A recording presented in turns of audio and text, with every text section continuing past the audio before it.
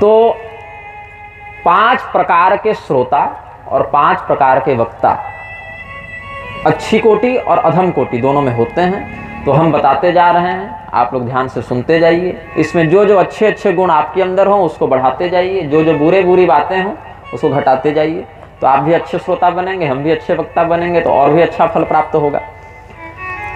प्रवराश्चातको हंस शुको मीनादयस्तथा अवरावृक भूरुंड वृषोष्ट्राद्या प्रकीर्तिता। 4 प्रकार के श्रेष्ठ, ऐसे 5 भी है लेकिन 5वां आगे बताया, इस श्लोक में 4 ही बताया। हंस शुक मीन, उससे पहले चातक बताया। प्रवराश चातको हंस शुको मीनादयस्तथा। ग्रंथ में क्या वर्णित है? चातक, हंस, शुक और मीन, ये 4 प्रकार के अच्छे वक्ता और श्रोता होते हैं। इसके अलावा भृंग भी होता है एक अच्छा। और अधम में, निम्न कोटि में वृक, भूरुंड, वृष और उष्ट्र, ये 4 प्रकार के अधम वक्ता और श्रोता होते हैं। इसमें एक अंत में खर ये शब्द भी आता है। तो इनका क्या लक्षण है, कैसे पहचाने कि इस श्रोता में कौन सा लक्षण दिख रहा है?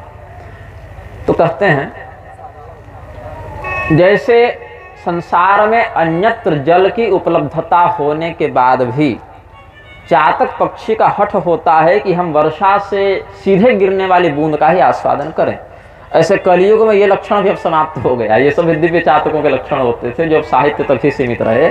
अब तो सारे भ्रष्ट हैं तो वो भी इधर उधर जल पी लेता है। लेकिन अन्य युगों के दिव्य चातकों का हठ होता था कि हम वर्षा की ही बूंद से, अच्छा उसमें भी भेद बताऊं मैं, सत्ययुग का जो चातक है वो कहता था कि स्वाति नक्षत्र की पहली बूंद ही केवल पीऊंगा और नहीं पीऊंगा, मर जाऊंगा। ये अनन्यता थी उसकी। स्वाति नक्षत्र में बारिश हो और उसकी पहली बूंद हो तो मेरे मुख पर गिरे तब मैं पीऊं। त्रेता युग के चातक बोले थोड़ा कंप्रोमाइज करते हैं, एक से क्या होगा, एक बूंद तो कहीं भी गिर सकती है, लेकिन बूंद चाहे किसी भी प्रकार से गिरे, स्वाति नक्षत्र की हो तो हम ग्रहण कर ले। द्वापर के चातक थोड़े और भ्रष्टाचारी हो गए। उन्होंने कहा कि क्या स्वाति और मघा और आश्लेषा में लगे हुए हो, बारिश की बूंद पकड़ो और वर्षा की बूंद को सीधे ग्रहण करो। और कलियुग के चातक बोले कि पीना तो पानी है तो कहीं भी जाके पी लो, ये स्वाति और वर्षा के चक्कर में क्या पड़े हुए।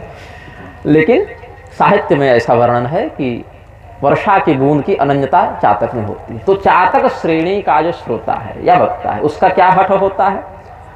अन्य किसी शास्त्र को हम नहीं सुनेंगे, हमको उधर मन नहीं लगता, रुचि नहीं लगती, तिरस्कार नहीं करता, निंदा नहीं करता अन्य शास्त्रों की, लेकिन उसका एक प्रेम जो है वो दूसरी जगह नहीं बन पाता। उसका हठ है कि हम केवल भगवान कृष्ण का वर्णन करने वाले भागवत को ही सुनेंगे, अन्य शास्त्रों को नहीं सुनेंगे। ये उसका एक स्वाभाविक गुण है। ये चातक संज्ञक श्रोता होता है।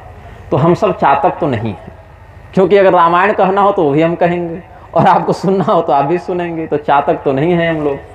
लेकिन कोई चातक श्रेणी के भी होते हैं जो कहते हैं मैं केवल भागवत ही बोलूं या भागवत ही सुनो, अन्य विषय भगवान की ही कथा अन्य जगह हो तो भी हमको नहीं चाहिए। भगवान की कथा विष्णु पुराण में है ना, ब्रह्मविवर्त में है, हरिवंश पुराण में है, महाभारत में है, वो नहीं सुननी मुझे, केवल भागवत सुननी या कहनी है। ये चातक श्रेणी के लोगों का लक्षण है। फिर होते हैं हंस। उनका कहना है कि हमको भागवत पर हठ नहीं, हमको केवल भगवान कृष्ण की कथा सुननी है, चाहे विष्णु पुराण में मिल जावे, चाहे ब्रह्मविवर्त में मिल जावे, चाहे हमको अन्य जगह मिल जावे।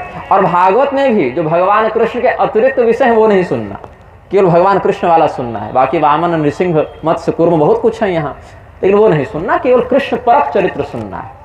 तो उसको जहां भी कृष्ण परक चरित्र मिलता है वो सुनता है और वहां से अन्य चरित्रों को निकालता जाता है, तिरस्कार करने के लिए नहीं, बस एक उसका प्रेम है, एक निष्ठा है। तो उसको हंस कहा जाता है। अब कलियुग का हंस भी वो लक्षण नहीं दिखाता, लेकिन जो मान सरोवर के दिव्य हंस होते थे उनमें यह लक्षण था कि दूध और पानी को मिलाकर दे दें तो जल का परित्याग कर दें और दूध का आस्वादन कर लें, नीर क्षीर विवेक होता था, दिव्य गुण था। तो वही क्षीर ग्रहण कर लो और नीर का विसर्जन कर दो। अन्य शास्त्रों में भी जहाँ अन्य बातें हैं उनका विसर्जन करके केवल भगवान की कथा सुनो। या भागवत में भी जो अन्य विषय कुछ हैं, अन्य चरित्र, उनको जैसे राजाओं का भी वंशानुगत वर्णन है वो सब छोड़ दो, केवल भगवान की कथा वाले भाग पर निष्ठा रखो।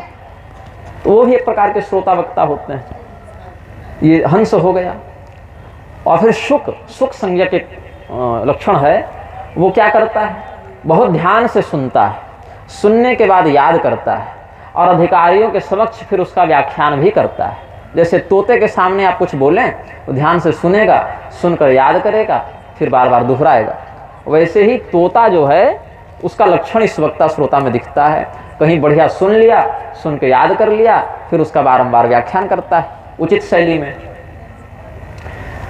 फिर एक मीन संज्ञक श्रोता वर्णित है, जो कुछ मतलब कथा मात्र का जीवी ना, उसी लक्षण को चरितार्थ करता है। जैसे मछली को पानी से निकाल दीजिए तो तड़प के मर जावे, सही समय पर पुनः जल में न डाला जावे तो मर जाए, वो मत्स्य। ऐसे ही मछली, मत्स्य, मीन इस लक्षण को दिखाने वाले श्रोता को भागवत न मिले तो मर जाए, वो तड़प जाए, वो इस अनन्यता की संसिद्धि उसको होती, ये भी बड़ा दुर्लभ है। फिर एक भृंग होता है। भृंग क्या करता है, जैसे भौरा अलग अलग फूलों में जाकर पराग का आस्वादन करता है और फिर उसको एक जगह जमा करता है और जमा करके उसकी मधुरता को और बढ़ा देता है। हंस तो सब जगह से दूध ले लिया, लेकिन वो दूध का पान स्वयं कर दिया, दूसरे को बताया नहीं। वो अन्य शास्त्रों से भी भगवान का चरित्र सुन लिया हंस वाला श्रोता, लेकिन किसी को बताया नहीं, अपना ही केवल आनंद किया। लेकिन इसने क्या किया, इसने परागों से संग्रह करके मधु बनाया जो पराग से अधिक मीठा है। तो सभी धर्मशास्त्रों में भगवान के चरित्र को सुना, समझा, फिर उसको ऐसे सजाया, ऐसे बनाया कि अलग अलग पढ़ने में मजा ना आवे। अब फूल चाटने से मीठा थोड़ी लगता है, लेकिन मधु चाटने से तो लगता है। ऐसे प्रारूप में उसकी माधुर्य को बढ़ाया और भगवत रूप हो गया। अब ताली तो बजा दी, अब अधम वाला सुनिए क्योंकि वो ज्यादा महत्वपूर्ण है। तो पहला क्या है, भेड़िया, जिसको वृक कहते हैं। वृक का क्या लक्षण है, जहां पर हिरण बहुत ध्यान से कथा सुन रहे हों और बहुत आनंद से सुन रहे हों, वहां पर भेड़िया हल्ला करने लगे। तो हिरण के समान, जैसे घास चरता है हिरण, वैसे जो श्रोतागण ध्यान से कथा सुने और घास चरते हुए हिरण के झुंड में भेड़िया चिल्लावे तो हिरण भाग जाए। वैसे कथा के मध्य कोई स्वर करे तो श्रोताओं को बाधा हो, तो उसको भेड़िया कहते हैं। और दूसरा होता है, अच्छा इसमें बता दूं, आपको नहीं कह रहा हूं क्योंकि फिर आप कहेंगे कि माइक बंद करवा दिए थे, तो स्पष्ट कर देता हूं। सुखः सुष्ठुमितम भक्ति व्यासम श्रोत्रिश्च हर्षयन्। आपने जो बीच में भाव व्यक्त किया उससे श्रोता और वक्ता को हर्ष हुआ। अगर हर्ष नहीं होता तो हम स्वयं टोक देते, लेकिन आपके भाव से कथा के रस की वृद्धि हम समझते हैं, इसलिए आप कल से ऐसा कर सकते हैं। लेकिन क्या है कि पांडे जी अपना कर्तव्य समझते हैं कि भाई जब कथा चल रही तो बीच में कोई ना कुछ बोले, क्योंकि माइक ऑन है तो कोई कुछ भी बोल सकता है, तो बाधा हो सकती है। क्योंकि कुछ मंचों पर लोग कर सकते हैं ऐसा, तो वो अपना कर्तव्य किए, हम अपना कर रहे हैं, आप अपना कर्तव्य कर सकते हैं। कि कथा में जिस प्रकार का भाव है वैसी अभिव्यक्ति श्रोता के रूप से अगर व्यक्त की जावे, जिससे रस की वृद्धि हो, खंडन न हो, तो उतने अंश में श्रोताओं की प्रतिक्रिया शास्त्र सम्मत होती है, वो समादरणीय होती है। तो आप इसमें सुख माने जाएंगे, भेड़िया नहीं माने जाएंगे, ठीक है। और कहाँ पर भेड़िया माने जाएंगे, जिससे वक्ता और श्रोता में विघ्न पड़े। अरे भैया शांत रहो जी, कथा चलने तो ऐसा कहना पड़ जाए, तो वहाँ दिक्कत है। लेकिन जहाँ पर उस भाव की अभिव्यक्ति और अच्छे से हो, वहाँ पर आनंदपूर्वक होता है। फिर क्या हुआ, वेणुस्वन रसासक्ता नृकोरणीय मृगान्य था। कोई भीलनी या भील इत्यादि बैठकर मुरली बजावे जंगल में, जंगल के लोग वाद्य यंत्र बजाते हैं, भेरी मुरली इत्यादि बजाते हैं जंगल में अपना, और हिरण उसका तान सुन सुन के घास चरते हैं, बीच में कोई भेड़िया चिल्लावे तो उसको भय लगता है, भाग जाता है वहाँ से, तो विखंडन होता है उस रस में। तो ऐसा जो विघ्न करने के लिए स्वर करे वो भेड़िया कहलाता है। तो श्रोता वो भी, सुनने आया है वो भी, लेकिन वो विघ्न करता श्रोता है, उससे कथा की दिव्यता में कमी आती है, वो आनंद में विखंडन होता है। अच्छा, एक है भूरुंड। भूरुंड क्या करता है, बोलता बहुत बढ़िया है, सुनता भी बहुत बढ़िया है, लेकिन आचरण करने की बात आती तो आचरण कुछ नहीं करता। वो कहेगा कि सत्य बोलो, चोरी मत करो, व्यभिचार मत करो, मदिरापान मत करो, सारी अच्छी बातें बताएगा, लेकिन जब करने की बात आएगी तो सर्वार्थान विपरीतांश से सब उल्टे करेगा। तो उसका ज्ञान केवल व्याख्यान तक सीमित है, उसका ज्ञान केवल श्रवण तक सीमित है, आचरण में नहीं लाता। एक पक्षी होता था भूरुंड, जो हिमालय में पाया जाता था, अब मनुष्यों ने विकास कर दिया तो वो विलुप्त हो गया। तो मनुष्यों के विकास की बलि बहुत सी प्रजातियां चढ़ गई, बहुत से अभी भी चढ़ रही हैं, पशु पक्षी बहुत विलुप्त होते जाते हैं ना। तो उसमें भूरुंड नाम का पक्षी, वो कई बार दो मुहा भी होता था। भूरुंड में एक प्रजाति, डायनासोर इत्यादि होते थे। अब लोग कहते हैं कि डायनासोर नाम शास्त्रों में क्यों नहीं मिलता, क्यों नहीं मिलता? क्योंकि वो तो बाइबल में भी नहीं मिलता, तो कुरान में भी नहीं मिलता, तो वहां क्यों प्रश्न नहीं करते हो? चलो ठीक है, हमको उनसे क्या मतलब, वहां तो बहुत कुछ नहीं मिलता या मिलता भी है, उससे हमको क्या मतलब। मैं तो धर्मशास्त्रों की अगर बात करूं तो डायनासोर क्या ये शब्द संस्कृत का है? अब लैटिन और फ्रेंच में तो हमारे धर्मशास्त्र लिखे नहीं गए हैं, ये शब्द मिले।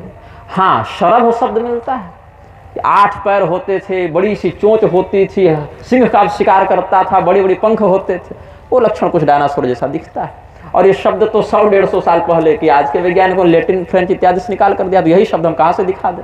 4 दांत वाले हाथी का वर्णन मिलता है रामायण, वाल्मीकि रामायण में देखिए। आज तुम उसको मैमथ कहोगे तो मैमथ शब्द कहाँ से दिखा दें हम? तो इसीलिए अब कोई कहे इलाहाबाद नहीं मिलता, भाई प्रयागराज तो मिलता है, इलाहाबाद के बाद में उसका नाम रख दे करने लगे तो कैसे हो? तो जो शास्त्रीय शब्द जो उसके लिए प्राप्त हो वो प्राप्त होगा तो वही मिलेगा। तो यहां पर भूरुंड का हम बता रहे थे वर्णन कि ये दूसरे को बड़ी सुंदर शिक्षा देगा, स्वयं जब आचरण करने की बात आएगी तो ये उस आचरण पर निष्ठा नहीं रखता, संयमी नहीं होता, सदाचारी नहीं होता। ये भूरुंड नाम का व्यक्ति बताया गया।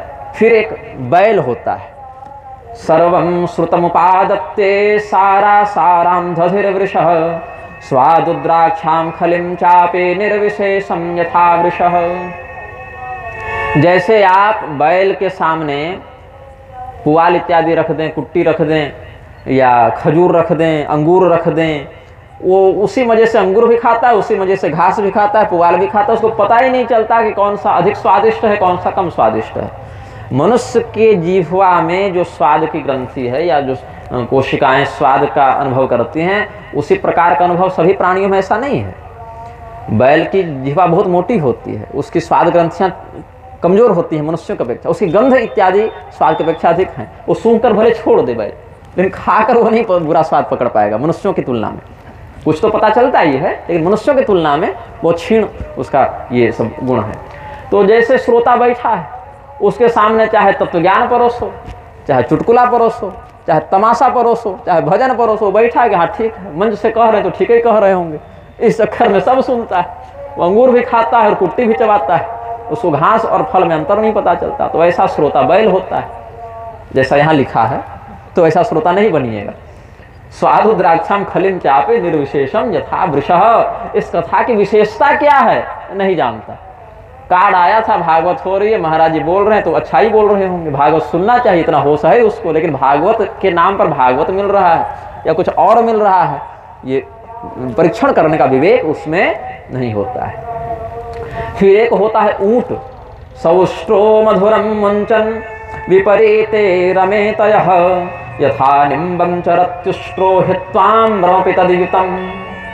ऊंट क्या करता है? अच्छी अच्छी बातों को छोड़कर केवल कड़वी कड़वी फलों को खाता है। आम और नीम दिया जाए, नीम बबूल की ओर भागेगा, आम जामुन की तरफ नहीं जाएगा। उसको कड़वे फलों में ही अधिक रुचि होती है। आम खा भी ले, उस रुचि से न खाएगा जितना बढ़िया बबूल की ओर भागेगा ऊंट। ऐसे ही भगवान की कथा की मधुरता, भगवान की कथा की रसिकता नहीं समझ पाता जो श्रोता, और विवाद करने के लिए केवल विषयों पर आक्षेप करता रहता है, ऐसा श्रोता और वक्ता होता है ऊंट। फिर वो झगड़ा करने बैठ जाएगा। और कल गिरधर का हम देख रहे थे वीडियो, तो गिरधर ने कहा कि हनुमान जी को बदनाम करने के लिए पुराणों में मिलावट कर दी गई। अच्छा, ये अलग बात है कि जीवन भर पुराणिक कमाई खाया वो व्यक्ति, लेकिन जब बोलना होगा तो कहेंगे कि पुराणों में मिलावट कर दी गई। तो कोई उठकर खड़ा होगा तो कहेगा कि भृगु जी भगवान विष्णु को तो लात नहीं मार सकती, तो बड़ी गड़बड़ बात है, जरूर किसी ने मिलावट कर दी होगी। तो कैसे भृगु जी मार देंगे भगवान विष्णु को लात? और मार भी दिया तो कोई दंड नहीं मिला, मतलब ये कथा जरूर मिलावटी होगी, प्रक्षिप्त होगी, ये कह देंगे। फिर किसी खोपड़ी घूमेगी। और रासलीला वाला तो विवाद बहुत सालों से चल रहा है, और सुखदेव जी तत्व जानते थे, उन्होंने समझा दिया। परीक्षित जी के मन में भ्रम हुआ, उन्होंने भी समझ लिया, समझा दिया जब सुखदेव जी ने, तो उन्होंने भी समझ लिया। भ्रम तो हुआ, भ्रम होना स्वाभाविक है, शिष्य के मन में भ्रम होना दोष नहीं है, वो गुण है।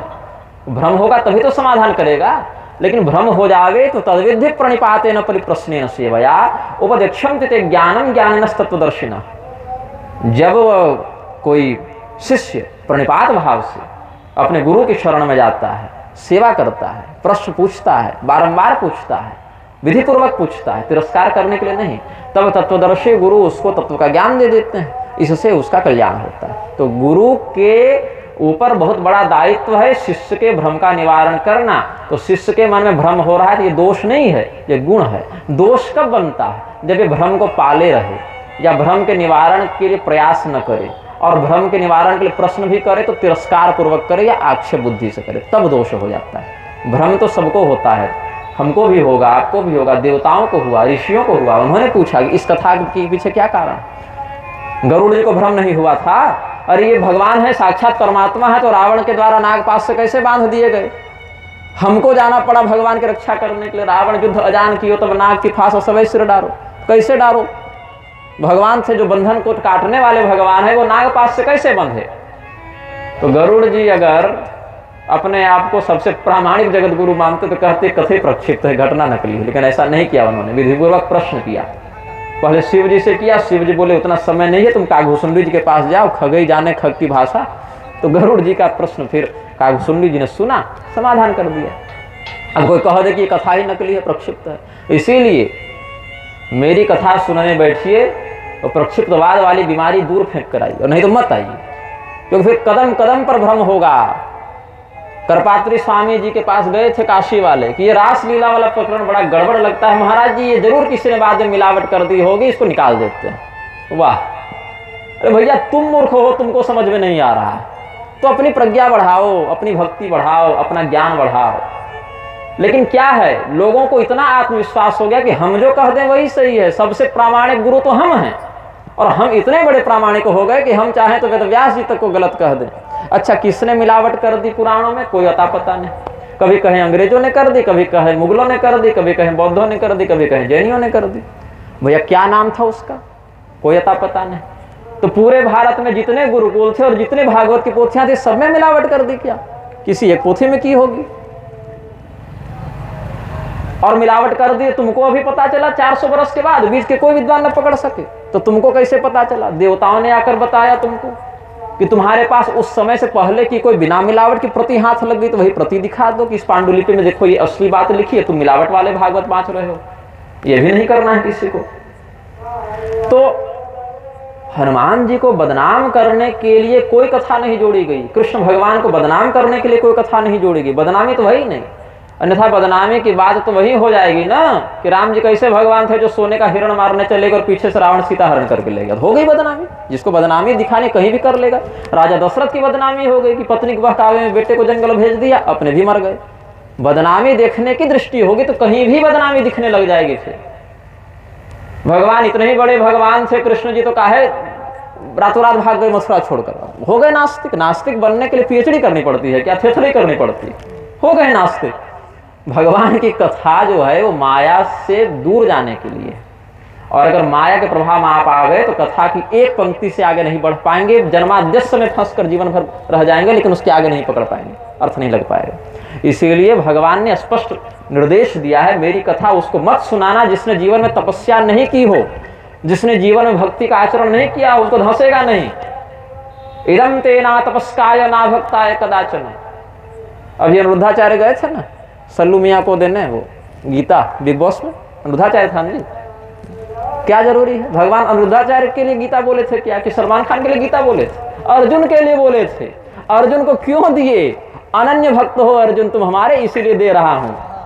उस ज्ञान को दे रहा हूं जो लुप्त हो गया था, उसको वहां से फाइल निकाल के बता रहा हूं अभिलेखागार से।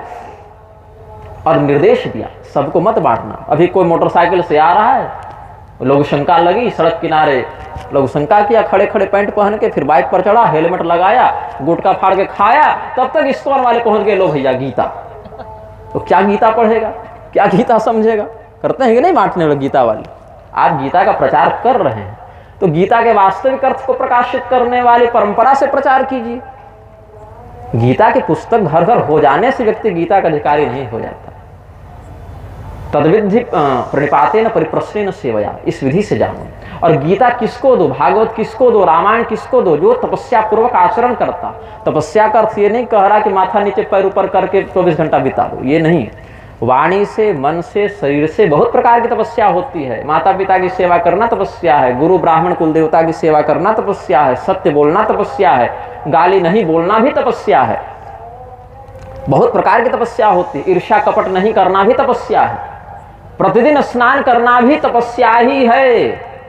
शौचाचार वाली तपस्या है, वो शुद्धिकरण की तपस्या है, वो दैहिक तपस्या में आता है विषय। पूजनम शौच मार्जवम, भगवान का पूजन करो। शौच का अर्थ केवल मलमूत्र का परित्याग करना नहीं होता। शौच शब्द पवित्रता का वाचक है। स्नान करना भी शौचाचार का ही अंग है। वो तो शौचालय शब्द लगा दिया कि चलो मलमूत्र का परित्याग करना है, वो नहीं शौच का अर्थ। शौच का अर्थ है पवित्र होना, अंतः शुद्धि बाह्य शुद्धि, अंतः शौच बाह्य शौच, मतलब शुद्ध हो रहे हैं। सुचिता शब्द है ना, सुचिता पवित्रता, सुचिता से ही शौच शब्द बना है।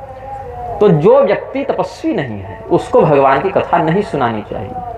आप आ भी गए, सुन भी लिए, समझे भी नहीं, उल्टे 10 जगह खोपड़ी घूमे तो कुतर्क किए, आपको भी दोष लगा, हमें भी दोष लगा, काहे उसको सुनाने गया जी तू, भगवान हमसे पूछेंगे। और जब तुम अधिकारी नहीं थे तो सुनने क्यों गए, और सुनने गए नहीं समझ में आया तो विधि पूर्वक पूछते, फिर न तुमसे चुप रहा गया, न तुमसे पूछा गया ठीक से, तुमसे कुतर्क हो गया। इससे क्या होता है, भगवान के प्रति द्वेष होता है। और जब द्वेष होता है तो अश्रद्धा होती है, नास्तिकता बढ़ती है, अधःपतन होता है, दोनों का, वक्ता और श्रोता दोनों का। तो इदं ते ना तपस्काय ना भक्ताय कदाचन न चा शुश्रूषवे वाच्यम न च माम योभ्यसूयति। 4 लोगों को भगवान की कथा मत सुनाओ। आप किसी भी व्यक्ति के पास जाइए कथा के लिए, जो मैं हालत देख रहा हूं, आपसे ये नहीं पूछा जाएगा कि आप प्रतिदिन स्नान करते हैं क्या, आपके यहाँ कोई वर्णशंकर विवाह तो नहीं हो गया है, आपका यज्ञोपवीत सही उम्र में हुआ था कि नहीं हुआ था, आप किसी प्रकार का भक्ष भक्षण तो नहीं करते, ये सब पूछना चाहिए ना। अच्छा चलो, अगर इन दोषों से आप युक्त भी हैं तो कम से कम इतना संकल्प लीजिए कि अब कथा सुनने के बाद का जीवन हमारा उन दोषों से मुक्त हो जाएगा। क्योंकि भाई धुंधकारी भी कथा सुना, क्या करता, जीवन भर अधर्म किया, बाद में होश हुआ, कथा सुना। लेकिन कम से कम अगर अभी तक आप ऐसे नहीं तो आज से ही संकल्प कीजिए कि अब हम शुद्ध होने के लिए कथा सुन रहे हैं, आगे से हम ठीक से जीवन बिताएंगे, आगे से हम सदाचारी होकर जीवन बिताएंगे। ये कर लो कम से कम। लेकिन नहीं, उससे कोई मतलब नहीं है।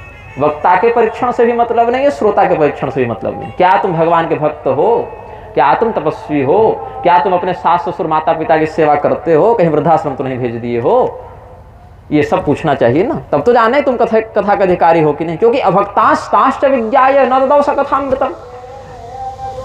आप क्या हमको दक्षिणा दीजिएगा, जो देवता दक्षिणा देने आए थे सुखदेव जी के पास, अमृत का कलश ही उठा के ले आए कि भैया हम देवता ये कलश लेकर आए हैं गुरुदेव आपके पास, ये अमृत का कलश आप परीक्षित को दे दें, वो परीक्षित अमृत पी लेंगे तो अमर हो जाएंगे, और बदले में हमें कथा दे दो। अभक्तांश्च विज्ञाय न ददौ स कथामृतम्। श्रीमद् भागवती वार्ता सुराणाम अपि दुर्लभा। भगा दिए सुखदेव जी, तुम अभक्त हो। अब अभक्त थे तो कथा नहीं दी, अमृत के बदले भी कथा नहीं। जो कहे तुम कांच लेकर आए हो और हमसे मणि मांगते हो, तो ये कैसा सौदा है भाई। सौदा तो समान मूल्य का होता है ना, विषय विनिमय समान मूल्य की वस्तुओं का होता है। तुम कांच दे रहे हो, हमसे मणि मांग रहे हो, तुम अपना अपने अमृत धरे रहो अपने पास। तुम्हारा अमृत पीकर अमर होगा कितना, 1 मनवंतर 1 कल्प। हम परीक्षित को सदैव के लिए अमर कर दे रहे हैं।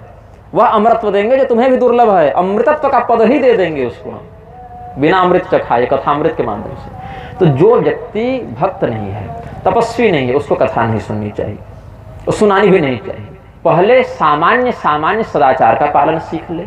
भगवान के प्रति भक्ति थोड़ी थोड़ी भी कम से कम उदित होने लगे तो कथा सुनने बैठेगा तो उसकी बुद्धि जागृत होगी। और अगर अभी तक ऐसा नहीं हुआ है तो कम से कम अभी तक जितना पाप किया, दुष्कर्म किया, दुराचार किया, उसके प्रति ग्लानि हो मन में, सुधरने की बुद्धि हो। अब से कथा सुनकर हम सुधरेंगे, जानेंगे कैसे जीवन बिताना है, तब सुनो कथा। ऐसे टाइम पास के लिए कथा हम नहीं सुनाते। इसीलिए आप सबों को हम स्पष्ट कड़े शब्द में कह दे रहे हैं, कथा सुनने आइएगा, मुंह में पान गुटखा खैनी तंबाकू लेकर मत आइएगा। अशुद्ध मुख से कथा नहीं सुननी चाहिए। मैं शुद्ध मुख से कथा आचमन करके शिखाबंधन करके कहता हूं, आपसे भी ऐसी अपेक्षा है। किसी प्रकार का म्लेच्छ परिधान पहनकर ऊपर मत आइएगा, ये भी बता दे रहा हूं। धोती पहन लें तब मंच पर आवे। कथा प्रारंभ होने के बाद मंच पर मत आइएगा कि माला चढ़ानी, फूल चढ़ाने।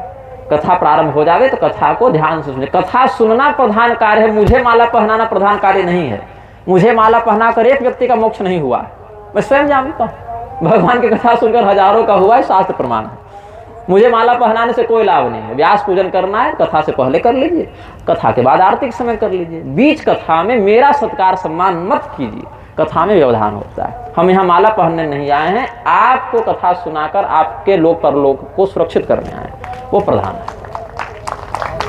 तो ये सब कुछ सामान्य मर्यादाएं हैं। शुद्ध भाव से, शुद्ध मन से, और शुद्ध मन से पहले आवश्यक है शुद्ध तन से। तन तो बाह्य करण है, मन तो अंतःकरण है, वो ज्यादा सूक्ष्म है।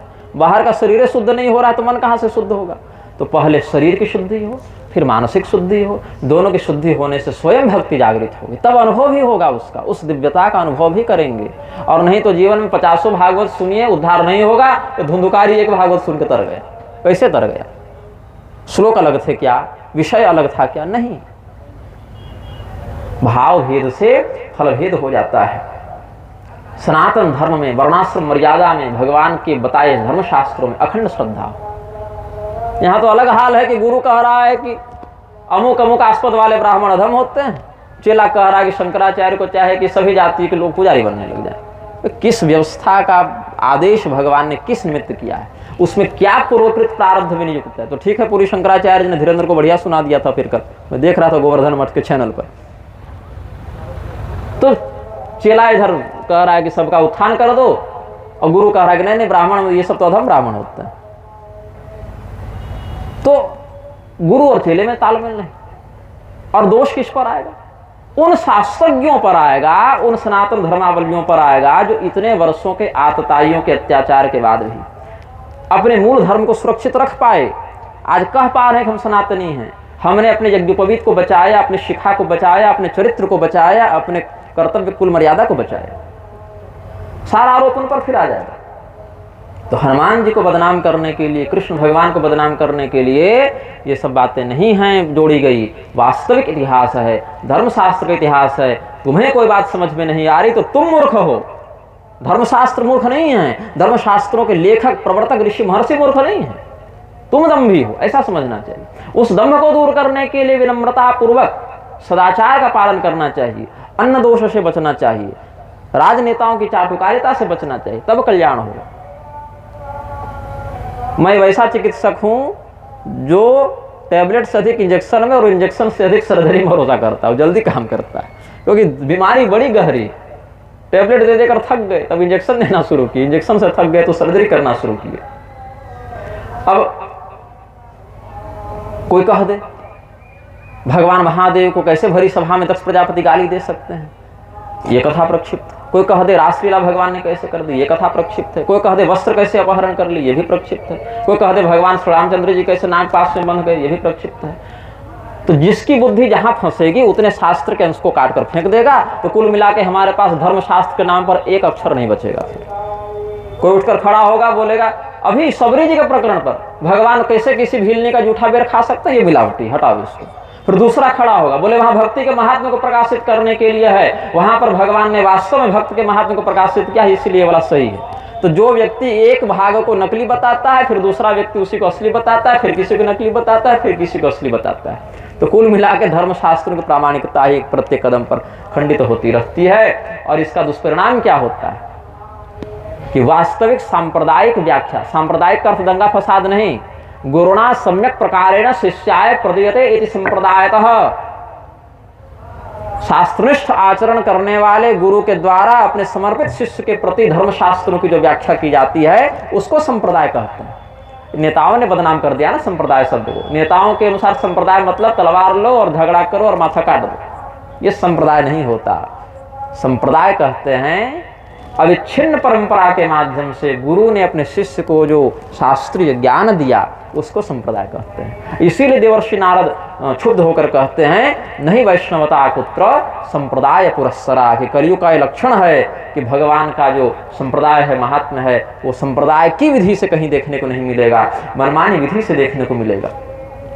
और उसमें भी दंभ क्या है, सार्वभौम वैष्णव जगत गुरु लगाकर घूम रहा है और गिरधर को बना भी दिया लोगों ने।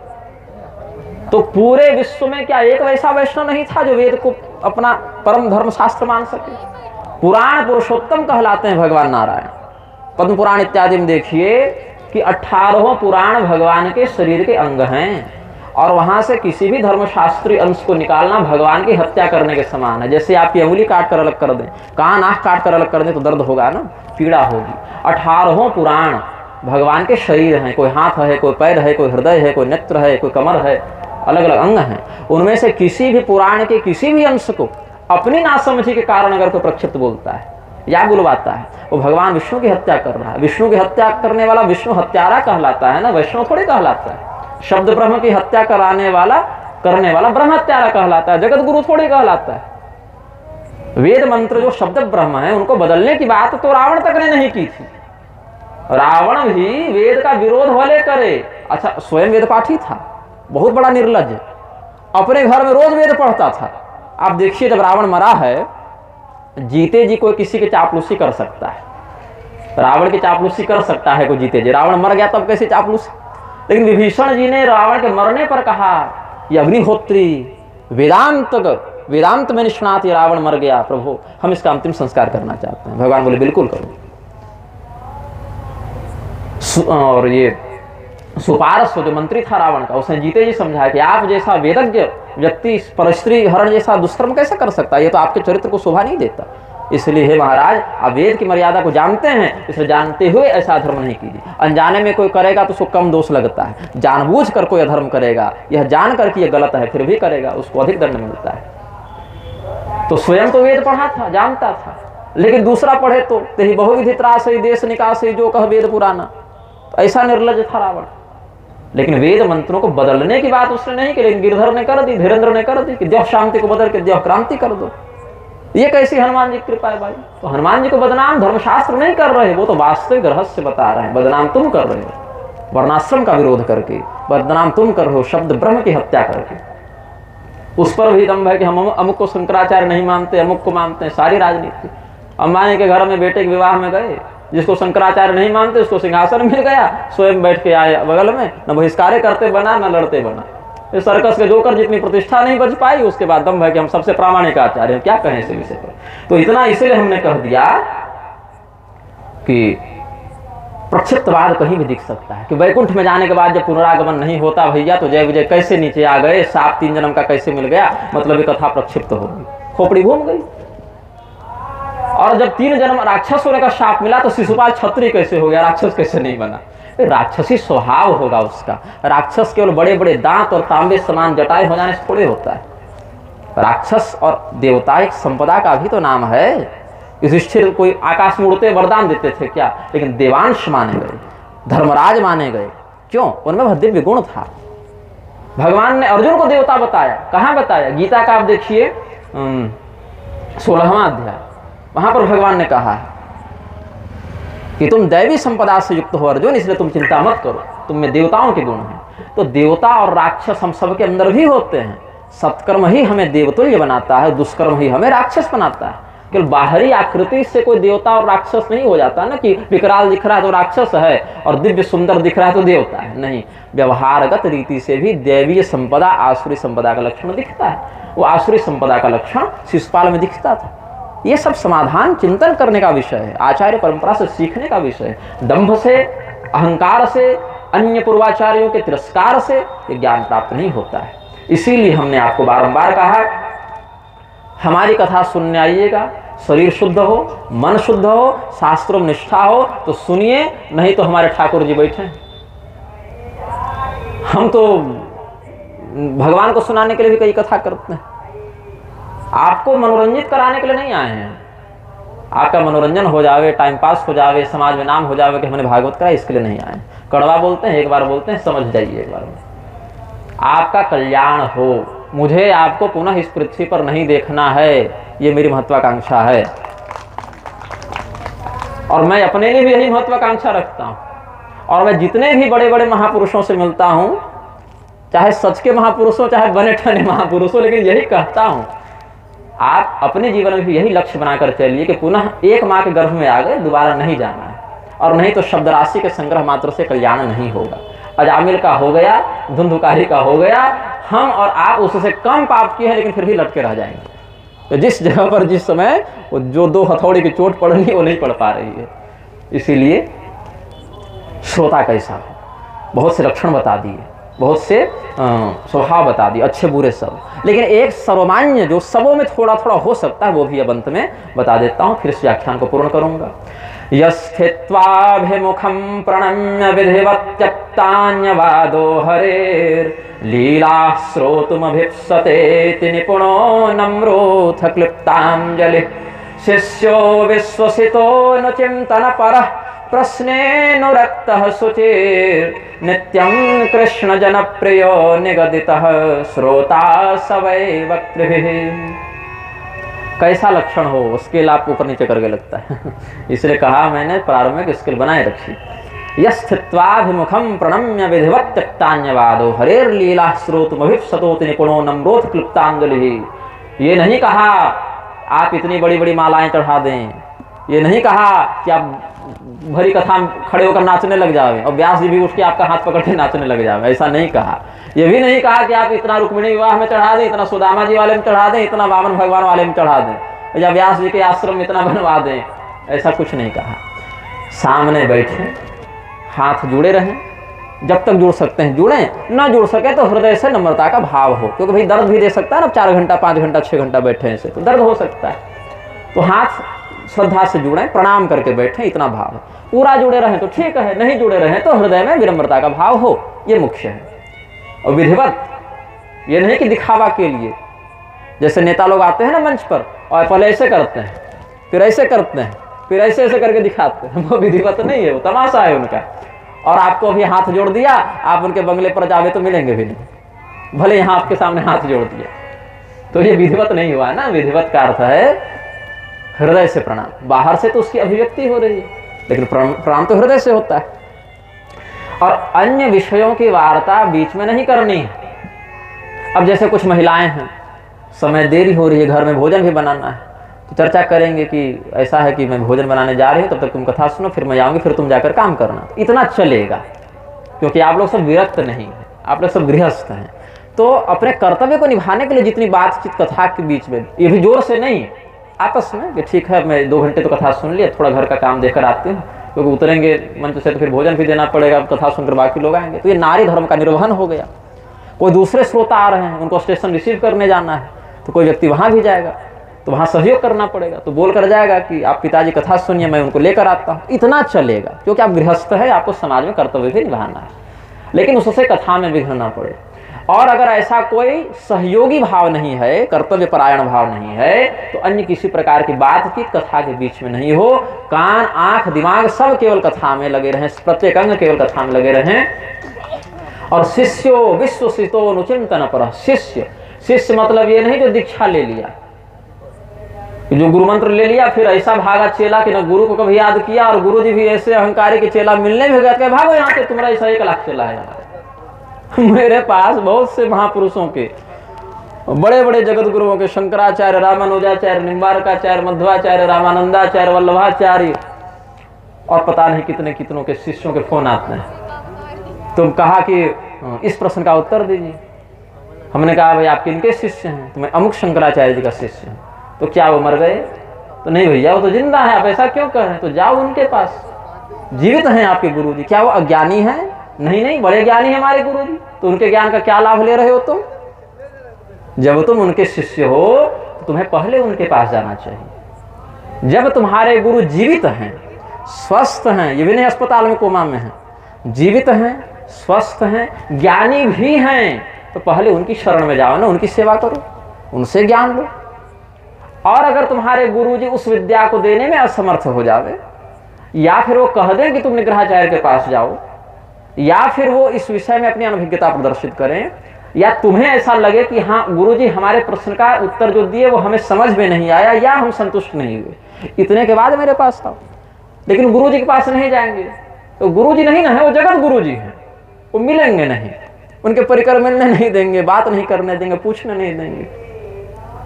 और अगर आप अभी डोनेशन देने जाए कि मैं 1-2 लाख 10 लाख आश्रम में देना चाहता हूँ, तो बिल्कुल आइए। पूछने आएंगे तो फिर मत आइए।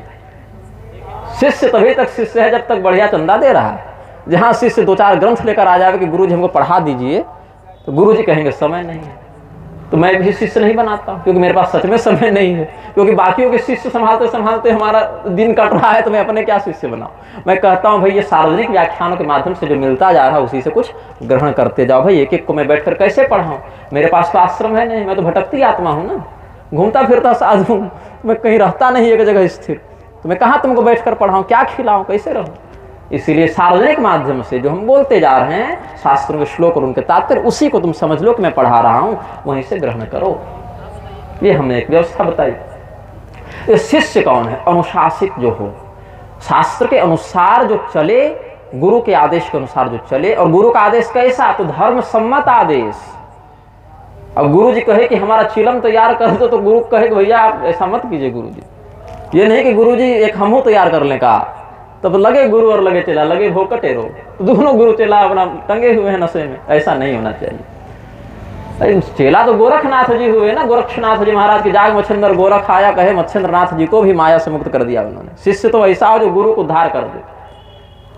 हर व्यक्ति चाहता है कि हम विजयी हों, लेकिन दो जगह वो हारना पसंद करता है, एक अपने पुत्र के सामने, एक अपने शिष्य के सामने। सर्वत्र विजय में क्षेत पुत्रात् शिष्यात् पराजयम, ऐसे कुछ भाव है। अपने पुत्र से अगर आप हारते हैं कि मेरा पुत्र हमसे भी अधिक आगे बढ़ा, हारने का अर्थ नहीं कि बेटा लाठी लेकर खड़ा हो गया कि बच्चन बहुत पीटा था ना, अब तू बूढ़ा हो गया, अब तुझे मैं पीटूंगा, ऐसा नहीं हारना है। योग्यता में, सफलता में, सद्गुणों में जिसका पुत्र अपने पिता से आगे निकल जाए, तो वहाँ पिता तो हार गया। ज्ञान में, तपस्या में, सदाचरण में चेला आगे निकल गया तो गुरु जी हार गए। तो वहाँ गुरु और पिता को प्रसन्नता होती है कि मेरा पुत्र, मेरा शिष्य हमसे भी बढ़कर निकला, ये उनको प्रसन्नता होती है। तो यहाँ पर उल्टा है, हरई शिष्य धन शोक न हरई। शिष्य का पैसा तो चाहिए, शिष्य का संकट नहीं चाहिए। क्या कहेंगे कि गुरवो बहवः सन्ति शिष्य वित्तापहारकाः तमेकम दुर्लभम मन्ये शिष्य चिंतापहारकः। भगवान महादेव कहते हैं इस संसार में बहुत से ऐसे गुरु हैं जो शिष्य के वित्त का हरण करना जानते हैं, चाहते हैं, लेकिन शिष्य की चिंता का हरण करना पसंद नहीं करते। तो शिष्य अनुशासित व्यक्ति को कहते हैं। अर्जुन को गीता तब तक नहीं मिली जब तक वो भगवान के रिश्तेदार थे, या मित्र थे, या रथी और सारथी का संबंध था। जब कहे शिष्यस्तेहम साधिमाम ताम प्रपन्नम, मैं आपका शिष्य हूँ, शरणागत हूँ, आप मेरे कल्याण का मार्ग निश्चित करके बताइए। तब भगवान फिर शुरू हो गए असोच्यानंद सोचस्तम प्रज्ञावादांश भाष। तो शिष्य अनुशासित कहते हैं। फिर विश्वसिता, चेला ऐसा है जो विश्वास करे गुरु के वचनों पर, क्योंकि अज्ञश्चा श्रद्धानश्च संशयात्मा विनश्यति। हम बैठे थे 40 मिनट बोलने का भाव लेकर, अब बोल दे रहे हैं तो बोल ही दे रहे हैं, फिर क्योंकि आए तो बोलने के लिए हैं। अब आप लोग विलम्ब से बैठे तो मैं क्या करूँ, ठंडा सही है, थोड़ा तपस्वी बनिए ना। अब मेरे ऊपर तो चांदनी लगा दिए हैं आप लोग, में पीछे वालों के वो वृक्ष की छाया में बैठे हैं कुछ। ठीक है 10 मिनट में मैं पूरा करूँगा विषय को, क्योंकि पता चला फिर आगे श्रोताओं को सर्दी खांसी हो गई। तो शरीर सुरक्षित रहेगा तो विधिवत धर्म होगा ना, और शरीर ठीक नहीं रहेगा तो फिर मानसिक ही हो पाएगा जो होगा, मन से राम राम करेंगे। तो विश्वसित, जो विश्वास करे और विश्वास करने योग्य भी हो। शिष्य ऐसा नहीं जो विश्वासघाती हो जाए। हमारे जीवन में विश्वासघाती शिष्य बड़े रहे। पहले हमसे ज्ञान लेते हैं, फिर हमको ज्ञान दे देते हैं। जब हमको ज्ञान दे देते हैं फिर हमको ज्ञान हो जाता है कि इसको चेला नहीं बनाना था। तो हमारे शिष्य बड़े विचित्र होते। एक तो मैं चेला बनाता नहीं, साल 2 साल में किसी को बना भी लिया, फिर वो इतना ज्ञानी हो जाता है, हमें ज्ञान देने लगता है, दम्भ का प्रदर्शन करने लगता है। फिर मैं कहता हूँ जाओ भाई, तुम्हारे प्रारंभ में ही था, तुम जाओ अपने ज्ञान का प्रसारण करो, अपना जीवन बनाओ, हमें ज्ञान देना बंद कर दो।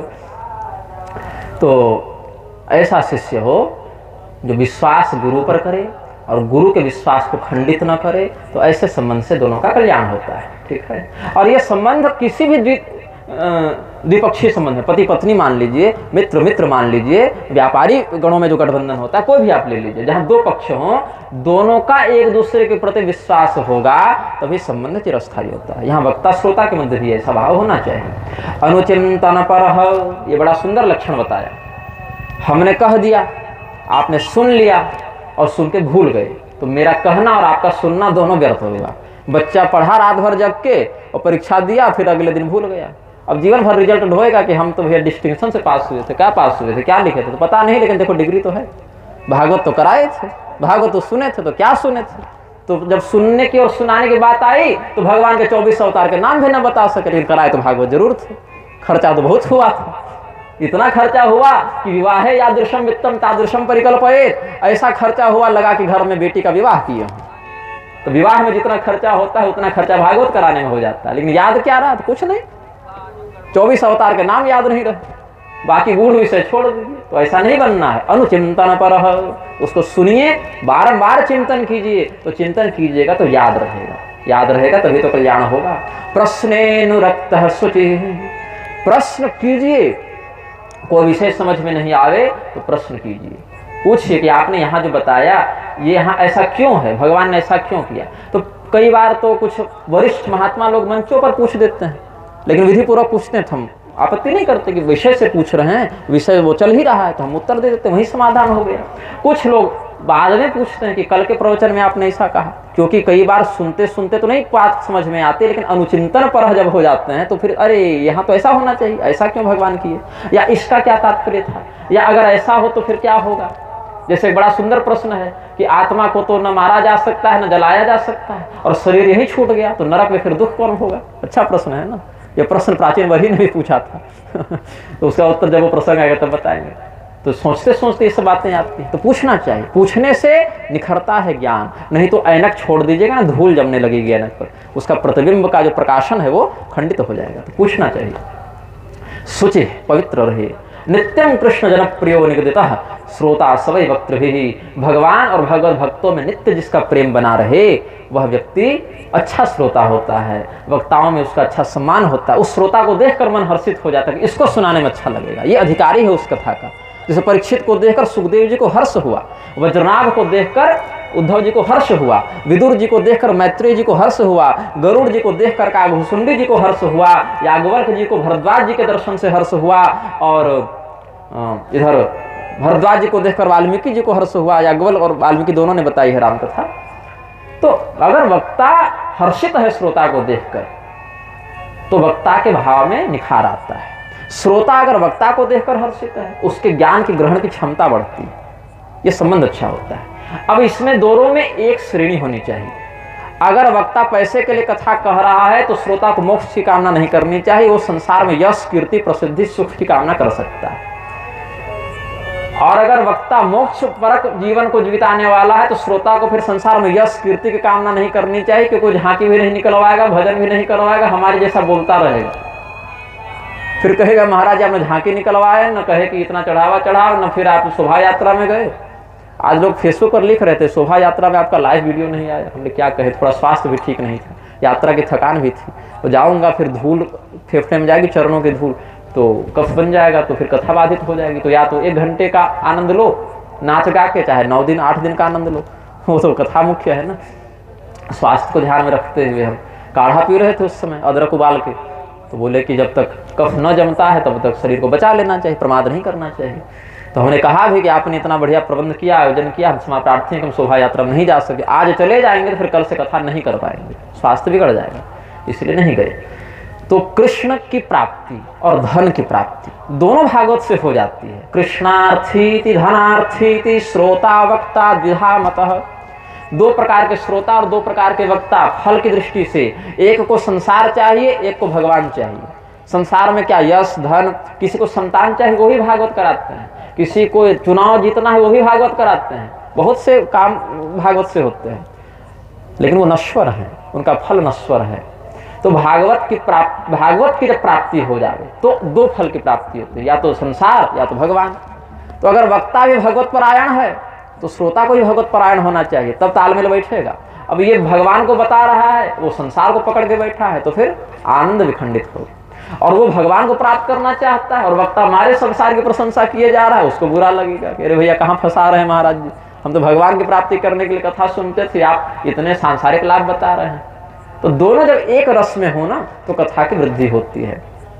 उभयोर वैपरीत्येतु रसाभावे फलच्युति ही, और यथा वक्ता तथा श्रोता तत्र सौख्यम विवर्धते, वहां सुख बढ़ता है जहां वक्ता श्रोता समान श्रेणी को है। तो इसमें क्या अपनाएं हम?